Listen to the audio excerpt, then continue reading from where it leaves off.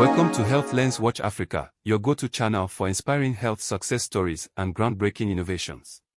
Today, we bring you the story of Aisha, a bright and promising 7-year-old whose life takes an unexpected turn when she faces a serious health challenge. What happens next will reveal the harsh realities many children like her endure. Stay with us.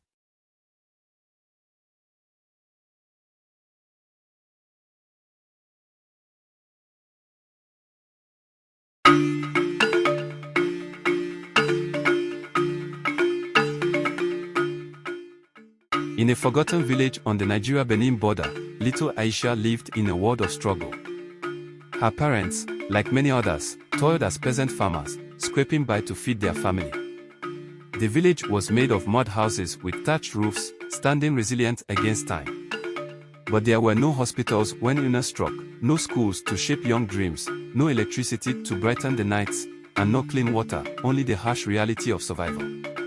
When illness strikes, the people have no choice but to rely on herbs, local healers, or risky self-treatment, because there is no other option. The nearest health post is miles away, but treacherous roads and the threat of crime make the journey nearly impossible. As a result, lives are lost to conditions that should be easily treatable. Among the most devastating killers of young children is malaria, as stagnant water and unchecked mosquito breeding turn the village into a silent battlefield. Let's pause here for a little quiz. What is the cause of malaria? Please comment below. Aisha's parents never had the chance to go to school, but they dream of a better future for their daughter.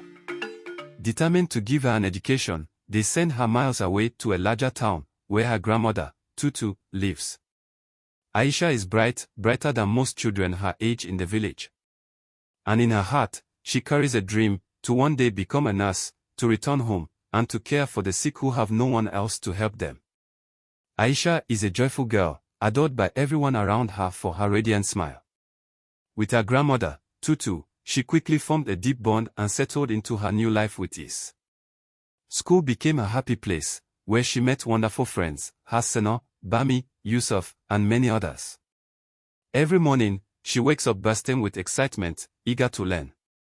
She takes her bath, enjoys her breakfast, hugs her grandma goodbye, and sets off for another day of discovery and dreams.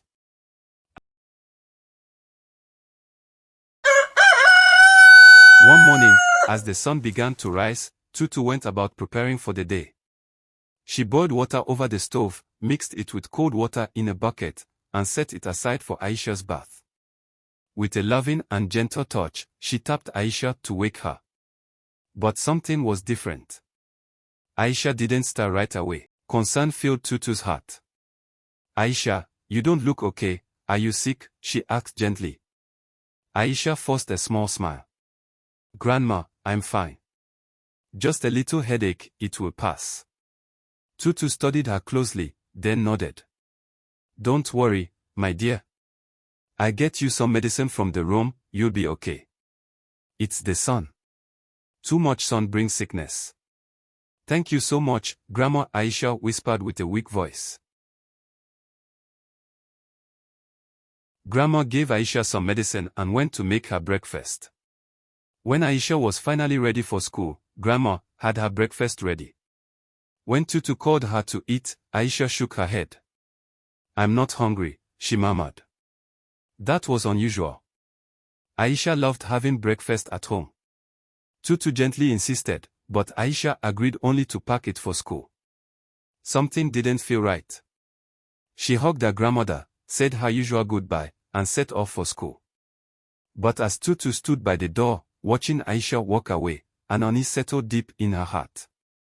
She couldn't shake the worry that something was wrong.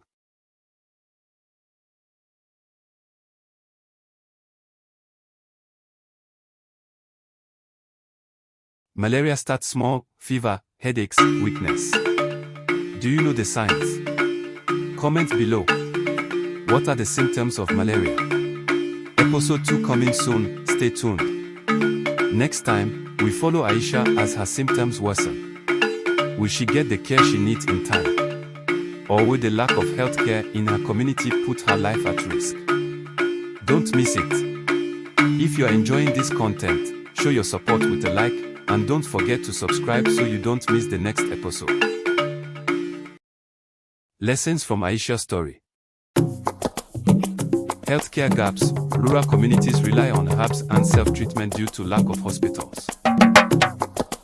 Malaria kills. Poor mosquito control makes it a leading childhood killer. Education equals hope. Aisha's parents believe school can change her future.